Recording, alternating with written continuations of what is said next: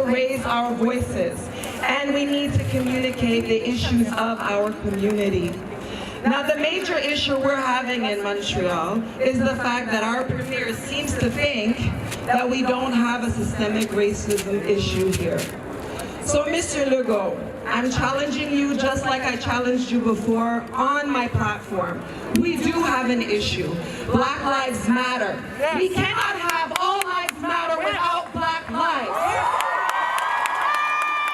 After a summer of protests and mobilizations to call for demands to defund the police and reallocate funds into community programs and initiatives intended to reduce issues in our society from the root, there has been little effort from our municipal, provincial, or federal governments to do so. The calls for defunding the police are not new. In the summer of 2020, popularity around defunding the police grew following the death of George Floyd. This drew international attention to police brutality and racial injustice, particularly in Canada and the US. Local 514 video journalist Aude Simon spoke to Montrealers about the movement to defund the police. Defunding the police, I think, is kind of it's one step towards the broader vision of abolition. It's essentially calling for the defunding of police services across the country in favor of different practices of justice, in favor of reallocating those funds to community groups, to mental health services, to gender equity services, to the arts, to school, to all of these things that, lack funding, that, would do more for the community than policing does. A big rhetoric around defund the police is that if we defund the police, we allocate these funds to community organizations, and community organizations do already so much of the work that police just isn't equipped to do, right? Like, we have an opioid crisis, we have a crisis of domestic violence and femicides since the pandemic in Quebec and everywhere, and we have a crisis of mental health also, and community organizations do so much work around tackling these crises and around taking care of people and making people safe. They do a lot of work around healing, around preventing harm, and this is funding into these communities is the real way to make each other safe and to actually bring safety, not the police. If we're talking about here in Montreal, the police budget is now quite high. It's almost $700 million. The Defund Police Coalition, we're asking for a 50% reduction and actually investing that into actual solutions of root causes. So it would be to invest in housing, it would be to alternatives to responding to crises like mental health crisis, addiction, homelessness, really social issues where it's not criminal. It's really, these are mental health, human rights issues, social issues, and actually trying to end those problems. The police is there to punish, and we could be actually allocating funds to prevent harm as opposed to punish it once it happens. It's a question of agency because communities are the experts of their own lives and are best equipped to deal and know what is needed within communities. People need to remember, it's not defunding the police and nothing happens. No, it's actually giving the money back to the people. Like, when we talk defund the police, refund the people. Like, giving back to communities. What would you do if your community had actual resources? In 2019, Montreal's police operating budget was $662 million. This is compared to $115 million allocated towards social housing at the same time. In June 2020, Montreal Mayor Valerie Plante said she was open to redistributing police funds to other operations and social services. Yet in the fall of 2020, Projet Montreal increased the police budget by $15 million. Public safety, which includes police and the fire department, receives the highest funding compared to other services. To put that into perspective, From statistics in 2020, they show that 18% of these funds went towards public safety, while 10% was allocated towards transportation, and only 3% went towards social housing. Recently, there's been an increase in gun violence. The provincial government pledged $90 million towards hiring 100 police officers to address gun violence in the province. Here's what the Minister of Public Security, Geneviève Guilbeault, had to say about this. Well, actually, in August, I was telling too that we were working on a more permanent squad or operation that would be mobilized to fight against the illegal firearms and violence related to firearms. So we are making this announcement today, as I promised in August. But what we are telling people today, we have worried and stressed out people here in Montreal because of all those gun conflicts and violence in our streets at any time, any day. So we have innocent people, we have families, we have parents, children who are worried about that. So what we are doing today is sending a one-voice, strong message. We have representatives from over 20 police forces of the nation of Quebec, and all police forces in Quebec are mobilized in this new Operation Centaure, and we are sending the message to our families in Quebec that this is enough. And we are sending the message to criminal people that this is enough. Wherever you are, whoever you are, you'll find a police officer on your way from now on. And we are putting a lot of money, more than $90 million. We are adding 107 new resources that would all be dedicated to fight against illegal firearms and violence related to firearms. So this is the biggest operation that we have had in our nation of Quebec to fight against this. And we want to tell our people in Quebec that we are in action and that we are protecting our families and children. In Montreal, politicians are intending to address gun violence by increasing the police budget as well. Mayor Valerie Plante is intending to hire 42 new police officers to address gun violence, with $5.5 million in funding. So what do Montrealers have to say about the increased budget? There's a pattern across the country, not just in Montreal, but across the country of empty promises from politicians where politicians will say, oh, you know, I stand with Black Lives Matter or I stand with defunding the police, and then in their actions say the opposite, you know? And so Plante, you know, giving money to the SPVM, raising their budget a couple percentages, and in so doing, raising their budget millions of dollars. I think it's bullshit. It's ludicrous. It's ludicrous, and it's based on a, you know, again, to terrorize racialized communities. And Montreal is becoming a very gentrified, unaffordable city. And no, violence is not going to go down. There was a survey in 2020 that said that 73 of Montrealers wants to reduce the SPVM budget. And right after that survey was out, they were like, let's give more money to the police, right? And like in total, there was like 3 different announcements, which made a total of 160 millions of new money since October 2020 for the police against gun and gangs. And we know what guns and gangs mean. First, gang crime decreased by 20% since 2018. And secondly, like we know that this is like a racial imaginary. Right now there's like a 14.6 million allocated for 2021, and again for gun crimes and gangs. This rhetoric around like gangs in Montreal, that like has been fueling like this idea that we need to invest more and have like more squads and more police officers and more guns to fight guns first. Let's think about that. But then also like this whole thing was like is fueled by this already like racist discourse around what constitutes a gang.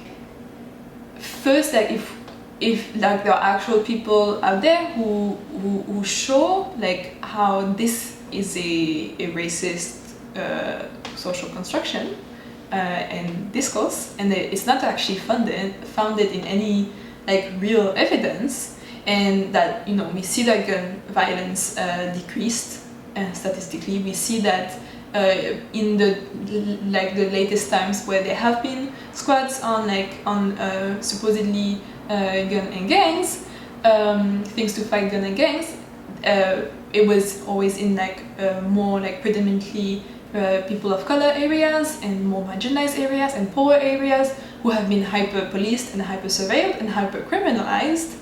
And you see that there was actually none of the offenses, or very, very few, were about actually having weapons. And it was about any other things, minor challenges. Police don't prevent gun violence. So they're often reacting. We also have to see that police are always reacting to problems in our society. Even in situations like the Plante technique, which was disastrous, did not prevent any women from being murdered. So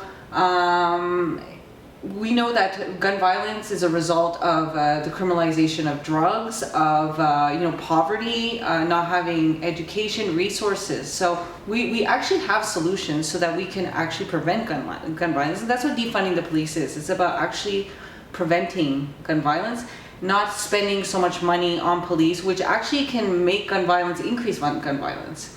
If you look at certain areas where you have maybe an increase, the more poverty and so forth, or a lot of the time the gun violence that we see is related to the drug trade.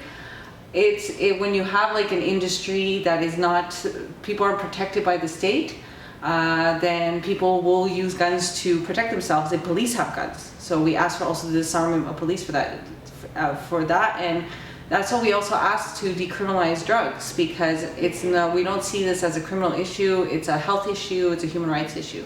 You can't talk about gun violence or preventing gun violence without talking about demilitarizing the police. That's hypocritical. The movement to defund the police, it's seen as something that's so ridiculous. People think that we're asking for something that's just unimaginable, and that is doesn't make sense, or that I don't know, people think defunding is this uninformed opinion, but in reality it's the only way, it's the only path to justice. Any of these problems where there's people who are dying every day and people who are being harmed by the system every day, who are being denied, you can't separate policing from barriers to healthcare and to housing and to food and to all of these basic necessities. And I think that Plante giving money or increasing the police budget speaks to the fact that she doesn't care about our communities. Montreal's municipal elections are upcoming. As they take place next month, the official opposition of Ensemble Montreal, Denis Coderre, has pledged to increase the police budget as well. I spoke with author and associate professor at Concordia University, Ted Rutland, about this issue and previous instances of increasing the police budget in order to address gun violence. This is what he had to say. I was going through a few different pieces of work of yours. I know you've published a lot, on specifically defund, and more recently with Valerie Plante proposing to increase the police budget to deal with more recent escalated rates of gun violence. I came across actually an article where you had written this report. So essentially, as you know, in 2019, a unit within the Montreal Police was created intended to crack down on police violence, consisting of 20 members. But in this report that you wrote last year, you noted that the gun squad arrested mostly Black Montrealers, and this wasn't for gun-related offenses. Could you tell me a little bit more about this? In the fall of 2019, a major report came out showing that Montreal police were engaged in egregious levels of racial profiling in the city. This is a report that showed that Black Montrealers were 4 times more likely to be stopped by police than white Montrealers. Indigenous people, similar rates. Indigenous women, 12 times the chance of being stopped as white women. And so in this context, the police had a public relations battle to fight. And it was around that time, slightly after that report, that they announced that they were creating an anti-gun squad. And so knowing a little bit about the history of the police in general and in Montreal, it's important to look at these kind of reactions to public criticism, because what they often do is they respond to criticism by hyping certain kinds of crime that are easily associated with the people they're being criticized for policing. And so I looked at the operations of this new gun squad that they launched in the fall of 2019 called Quietude, and looked at who did they arrest and what did they arrest them for. And what we find is 75% of the people arrested and charged by the squad were Black. And the vast majority of charges that were laid against people had nothing to do with guns. And so only 40% of white people charged by the squad were charged with gun crimes. 29% of Black people arrested and charged by the squad were charged with gun crimes. And so given that that Black people are around 8 to 9% of the greater Montreal population, this means like a Black person has a 42 times higher rate chance of getting stopped by this squad than a white person. And so it's clearly an operation targeting Black people. And if you target any population, you'll find things to arrest people for. I mean, crimes are happening in all communities. It's not a big deal, most of it. And so what happens when we send the police in large numbers after a certain population is that they arrest people on all kinds of things, including breaking bail or parole conditions, possession of drugs. Often possession of drugs with the intent to traffic is the charge, but that doesn't necessarily mean the person was meaning to traffic. It just means it was an amount of drugs above a certain threshold. Do you think that this shows that investing more money and, like in 2019, creating more groups within the police only in general disadvantage Montrealers and more specifically Black or even Indigenous people of color Montrealers? So I think that the police are an oppressive institution fundamentally. They always have been. Policing was oppressive and violent before police departments took up the role to be our professional oppressors of racialized populations, Indigenous people, poor people, disabled people, etc. And so, yeah, I mean, every dollar that we pump into the police in general is going to augment the pressure that they put upon people who are already oppressed, either through just these routine police stops, harassment, violence, or arrest and prosecution for crimes that wouldn't have gotten someone caught in another neighborhood. That's what I think we can say in general. In the last 2 years, we've seen a lot of that investment plowed specifically into a campaign against gangs and drugs. And there we can be very clear that this is money that's going to be used to oppress Black communities. To a small extent, other communities as well. But since the 1980s, the police and the public, when they think of a gang member, they imagine a young Black person, a young Black man. And that's exactly how they police it. And so when in the last time that we had an intense operation against gangs in the 2000s, in Saint Michel and Montreal North, 40% of young Black men were stopped by police each year, compared to 2 to 4% of white residents of those neighborhoods. And so overwhelmingly targeting Black people. The police also developed a list of gang members in those years that had 10,000 names, almost all of them Black. And of course, it's preposterous that many people are part of gangs. And when pressed, I mean, the police will admit that. Sylvain Caron, the director of the Montreal Police right now, was asked whether the people who they're targeting for gun possession or other gun crimes are gang members. And he said, sort of. I mean, there's gang members, but it's really the people who gravitate around gangs. But that's just that's a legally meaningless term. It means that if you grow up in Saint Michel, Montreal Nord, RDP, of course you know gang members. That's just part of living in those neighborhoods. It's normal. So gravitate around eventually means that you just haven't managed to isolate yourself entirely from your community, which to me is a good thing. You know, that people know people who are involved in crime. Like this, this is actually a good thing that that we have a more or less integrated community where, you know, people who work for banks and people who are involved in petty crime are part of the same community. I know that you're not a politician, but I don't know if we're trying to get into the minds of politicians and, you know, every time something like this happens, they keep going towards increasing the police budget. Why do you think they do this instead of, you know, listening to people who are calling for more investments in community programs and to I guess, provide more preventative measures than kind of having this police response? I think it depends on the party. When we talk about the Coalition Avenir Québec, the provincial government, I mean, this is a party founded on racial fear and racial oppression.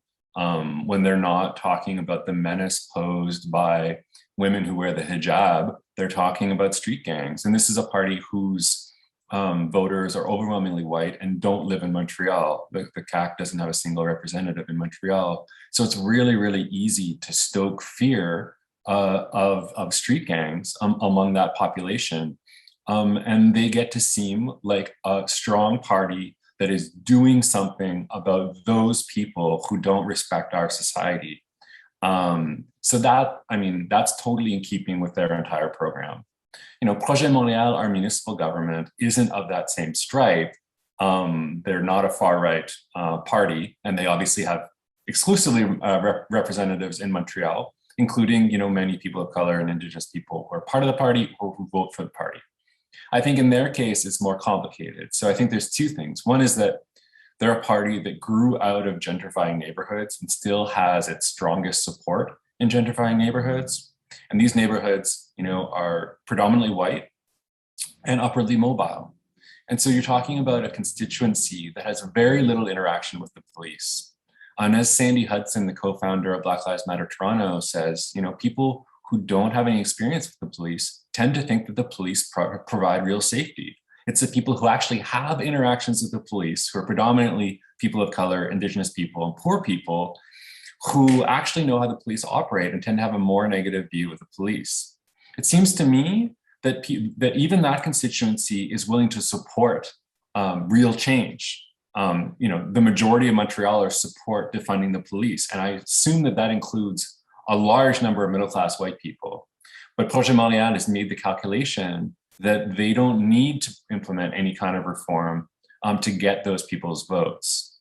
The second part of Projet Montréal's platform is that, or program, is that they really want to keep quote unquote families in the city, both because they want those tax revenues, and secondly, because they want to keep you know, a dense city for environmental reasons.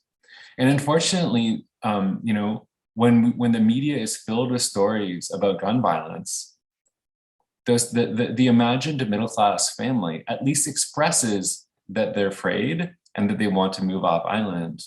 And rather than you know, exercising political leadership and saying the average white homeowner is in no danger of getting shot, you're far more likely to die from 10 other kinds of things, you know, rather than explaining to people that this violence occurs between people who know each other and are involved in some kind of criminality. And so it's a terrible thing, but not a terrible thing for you, a terrible thing for them. They just cater to these misplaced sentiments of some middle-class homeowners and try to assuage their fears through these shows of force.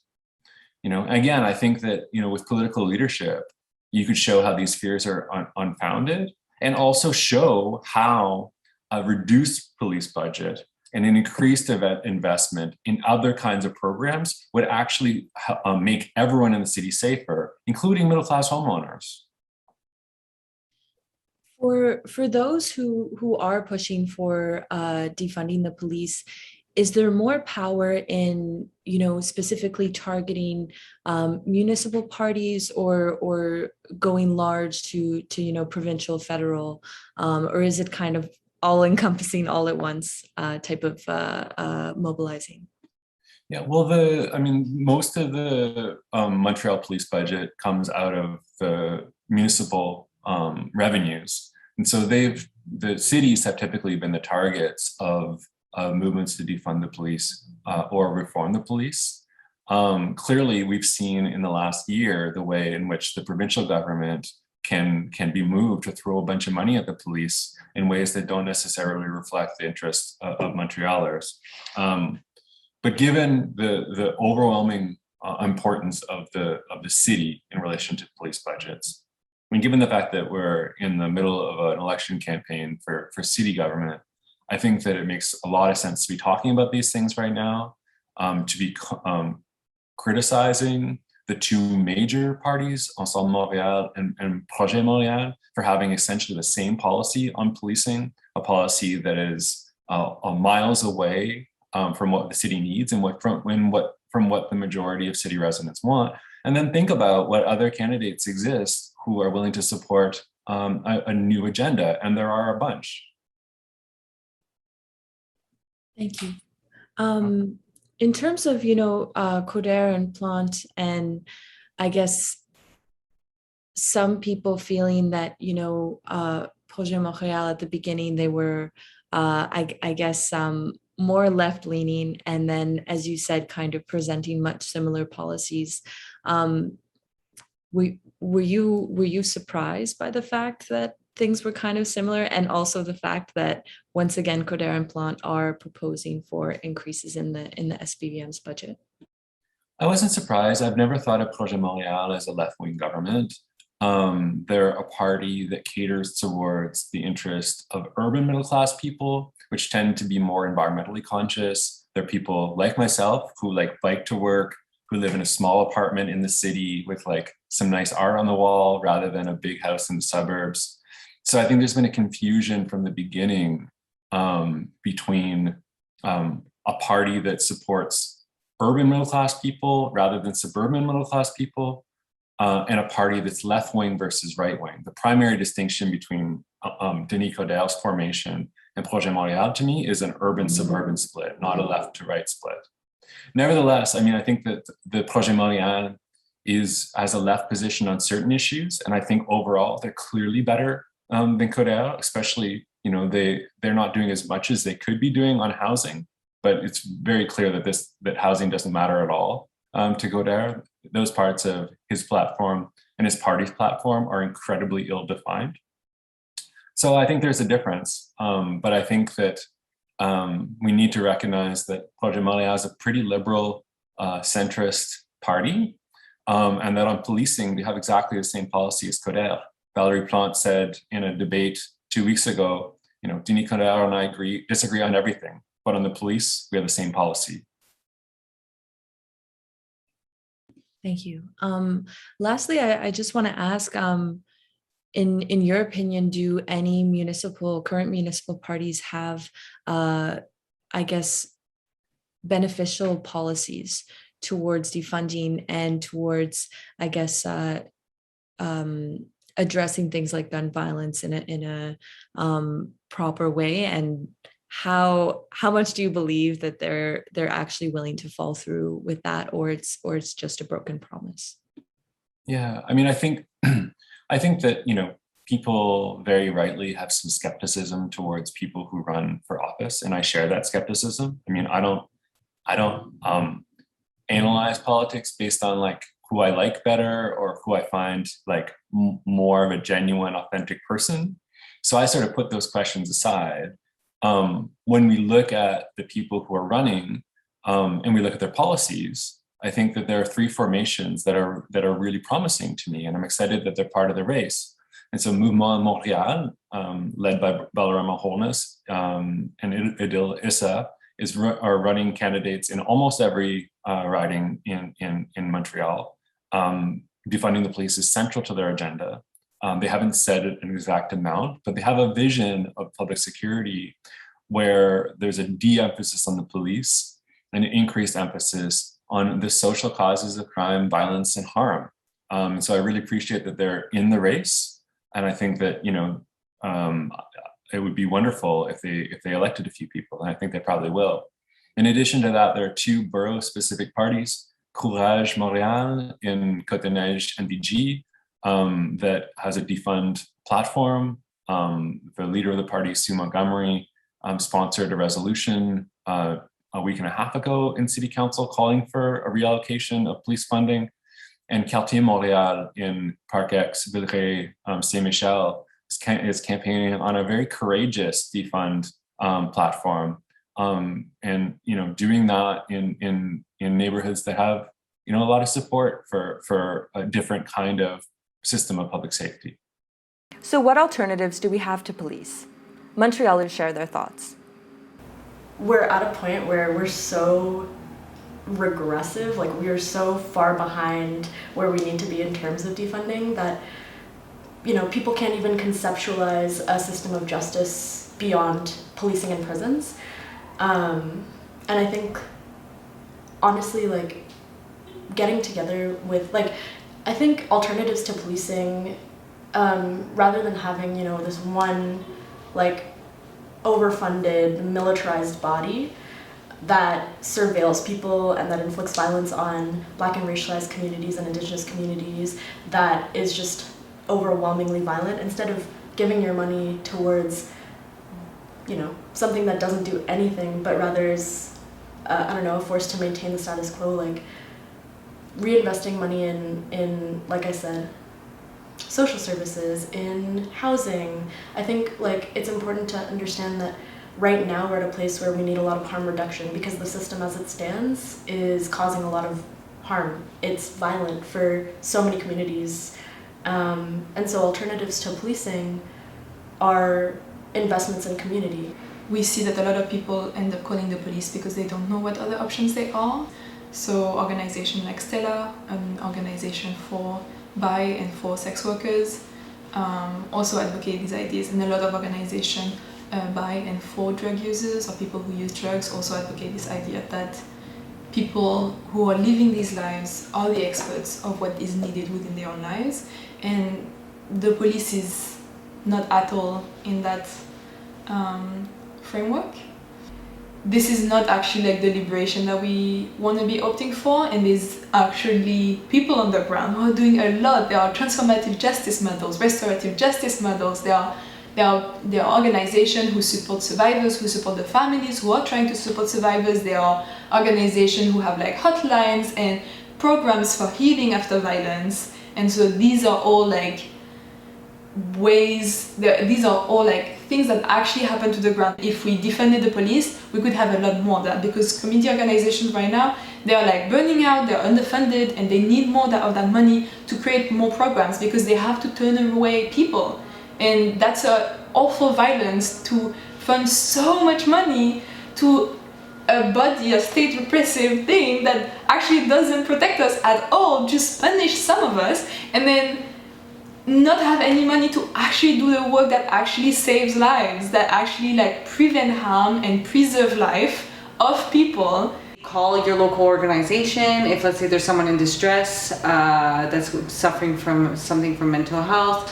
There's a lot of projects that we've seen in Portland, where they actually since 2002 stopped police from intervening in mental health disturbances, and they actually saw a decrease in calls, in incarceration. So there are a lot of models. Toronto, they just started a pilot project to no longer send police for mental health calls. So we do know that it's a really life and death situation, especially when we're talking about Black and Indigenous lives. We know that by defunding the police, we will save people's lives. So, and 70% of police killings, especially the majority of them are Black men, is mental health calls. So we have a solution. It's that we need to also invest into prevention of mental health, so people don't just wake up one day in a crisis. It's often the same kind of profiles, people who are struggling with poverty, addiction, and don't have the resources in order to maybe get out of their situation. And we're spending, and this isn't a budget problem, we're talking about like $700 million. If we could actually invest that, what kind of world would we be in? It'd be a completely different society. That also we need to see that, you know, when we talk about defunding the police, it also goes further to, you know, defunding our prison system and, you know, looking further at our carceral system where it's a great injustice where we have like an incredible rate of Black and Indigenous people in prisons. So this is why it's such an important issue. It's such a human rights issue. It's like goes beyond just, you know, how people view police. It goes, if we want to protect all people, and also it's like about responding with care instead of punitive ways. I think people call 911 a lot quicker if they knew the police weren't going to come, because people really wait till the person's in crisis. But if, let's say, they're like in a situation with a family where someone might be going through mental health, psychosis, you know, very serious issues, but they don't want to call police because of what could happen. But if it was like, no, there's not going to be police, it's going to be actually two compassionate people. They're going to come and meet with the family, take a holistic approach. And you know, like what they do often when police show up is that when I intervene with people in crisis and the family's there, I include them. The police will isolate the family. And I don't even know, like to me, it goes opposite what you should do. There's someone who's in mental health who might be paranoid and afraid. They're actually afraid for themselves, and then you're putting police screaming with guns. It's just a recipe for disaster. There's a way of talking to people and reassuring them and making them feel safe so that they can get help. So I just think it's just very tragic when we talk about Sheffield Matthews or Pierre Coriolan here in Montreal, and Nicholas Gibbs. I know for a fact that those deaths could have been completely prevented if police were not called. The police doesn't address like the root causes of why harm happened, and actually most of the harm, if it can even be said for some cases, most of the things that the police address are poverty related, so theft or other issues that are like that can be resolved by actually addressing like the economic disparity we have. And the police have, how to say, it's meant to punish and not actually to protect. We could be actually allocating funds to prevent harm as opposed to punish it once it happens. Defund the police and creating other systems and funding for other systems to happen is also a way of like developing cultures where we teach things so that violence never happens again, but we also encourage people to change their behavior when they've done harm. If we stop being so scared because of carceral logic to think of ourselves as bad people, but we just realize that, you know, we do good and bad, and that we can actually seek to transform ourselves so that we can be better members of our communities and we can make our communities safer, like that's a huge part. I don't know, it's like punitive measures and like people being punished for not being able to be productive and not being able to like meet this insane standard of like capitalism. It's not just of policing and prisons, but it's like it's for, you know, abolishing carceral systems wherever they may show up. Carceral systems show up in like long-term care homes and psychiatric institutions. There are so many different ways that we can deal with these issues, and and this would be defunding the police. It would be to have alternatives to these things. It's like, let's support families that are going through difficult times with their partner. Can we provide, like, you know, I want to end femicide. Can we actually provide help for violent men? Like actual help, instead of re-traumatizing them, putting them in prison and making them more violent. That's exactly what we're doing. When we put someone in prison, the risk of a woman getting murdered when he gets out, it goes up. And it's like, we need to like think about all of these issues that are, you know, instead of having, I think it's just really, people just like to have black and white. Okay, we'll just like police, put people in prison. Well, we've been doing that for a really long time, and look where we're at. I don't like the line. They're saying, oh, we don't have any models to model our stuff off. It's not true. It's like, it's completely false. We have models. The UK don't have guns. We could at least disarm police, so at least people won't kill. I mean, it's not, I'm sure they could do other stuff, like as we saw with George Floyd, not to say that they can't kill anyone, but can we start by disarming them? It's not defunding the police and nothing happens. No, it's actually giving the money back to the people. Like when we do defund the police, refund the people. Like giving back to communities. What would you do if your community had actual resources to deal with all the problems? There was a time we did not believe slavery could be abolished. There was a time we didn't believe that women could have rights, or, you know, so we need to think about like our history. And is this really what we want in Montreal, especially this election? Do we want to spend $700 million on police? Alternative to the police is the idea that we keep us safe, and we are the only ones who know how to keep us safe. And so invest money in like community centers, in youth centers.